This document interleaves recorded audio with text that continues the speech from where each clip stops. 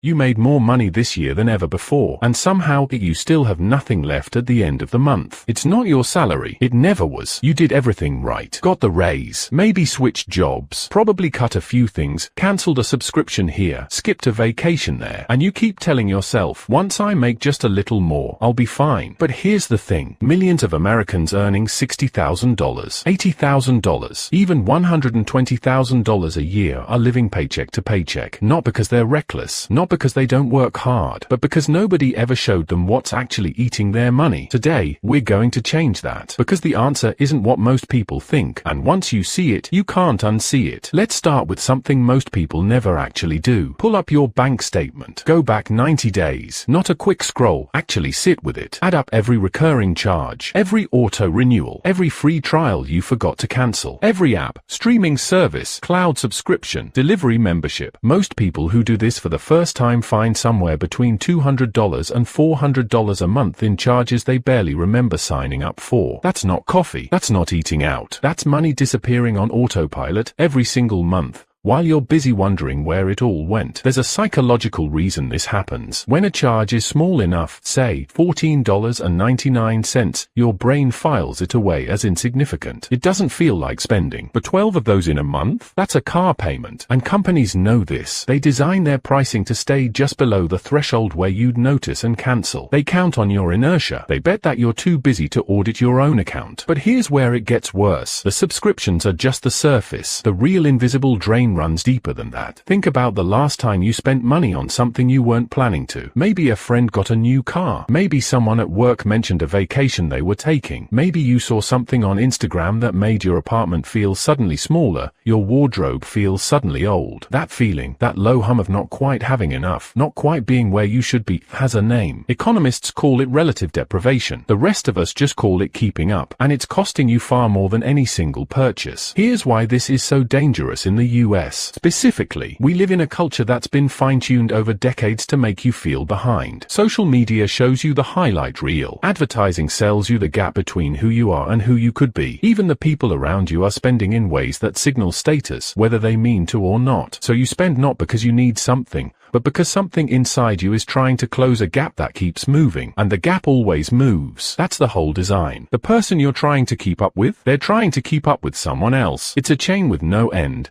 and every link costs money you don't have. Now let's talk about the sneakiest one of all. You got a raise. Good. What happened next? If you're like most people, your spending quietly adjusted to match. Maybe you upgraded your apartment, started eating at slightly nicer places, stopped thinking twice about the $8 juice or the Uber instead of the train. None of it felt like a decision. That's the point. Lifestyle creep doesn't announce itself. It just happens. And then one day you look up and realize your expenses have somehow grown to fill every dollar you make, just like they always have, at every income level. There's a concept in behavioral economics called hedonic adaptation. It basically means that humans adjust to new comfort levels surprisingly fast. What felt like a luxury last year feels like a baseline this year. So you raise the bar, and then you raise it again. The raise didn't make you richer. It just upgraded your baseline. This is why people who double their income sometimes end up with less financial security than before. Not because they did anything obviously wrong, but because more money created more permission, and nobody ever built a firewall to protect what mattered most. If you're still watching, what comes next will genuinely change how you think about money, because we haven't even gotten to the real cause yet, and when I say it out loud, you'll realize it's been in front of you the whole time. Here's what almost nobody talks about. We've been focusing on spending, but the reason spending wins every single month isn't just subscriptions, or social pressure, or lifestyle creep. It's that most people have never decided what money is for. Think about that for a second. You spend years earning money, you stress about money, you argue about money, and somewhere underneath all of it, you've never actually sat down and answered the question, what am I building toward? When there's no clear answer to that question, your money defaults to the path of least resistance, which, in modern America, is spending, because spending is frictionless. It's easy, it's everywhere, and it feels good in the moment. Saving and investing, on the other hand, require intention. This is the real reason you're still broke. Not the lattes, not the takeout, not even the subscriptions, though those don't help. The real reason is that nobody ever taught you to pay yourself first, before the spending starts, before the bills, before the fun, before the month has a chance to eat what's left. Here's the twist that changes everything. Most people treat savings as what's left over, but financially stable people treat savings as the first bill, non-negotiable. automatic, invisible. The difference in results between those two approaches is the entire gap between struggling and free. And the worst part? It has almost nothing to do with your salary. Studies consistently show that people who automate savings, even a small percentage, even $50 a paycheck, build wealth at dramatically higher rates than people with higher incomes who save whatever's left, because whatever's left is usually nothing. One more thing before we talk about what to actually do about this. I want you to know that this isn't just a you problem. The system you live inside was not designed to help you save money. It was designed to help you spend it. Credit cards reward you for spending. Apps make purchasing one tap away. Buy now, pay later splits the pain into invisible pieces. Stores are laid out to trigger impulse. Your phone shows you ads calibrated to your exact psychology at the exact moment you're most likely to click. You are not weak for struggling with this. You're human, operating in a system that employs entire teams of PhDs to outmaneuver your self-control. But knowing that is power, because once you see the game, you can play it differently. So, what do you actually do? Two things. Just two. Do them this week. First, audit 90 days of bank statements and cancel every recurring charge you don't actively love. Not like, not tolerate, actively love. If you haven't used it in 30 days, it's gone. That single act will free up money you didn't know you had. Second, set up an automatic transfer to savings on the same day your paycheck hits. Before you see it, before you spend it, even if it's $25. The habit matters more than the amount right now. You can scale it up later. What you can't do is keep waiting until there's something left, because there won't be. Your salary isn't the problem. It never was. The problem is a system that profits from your confusion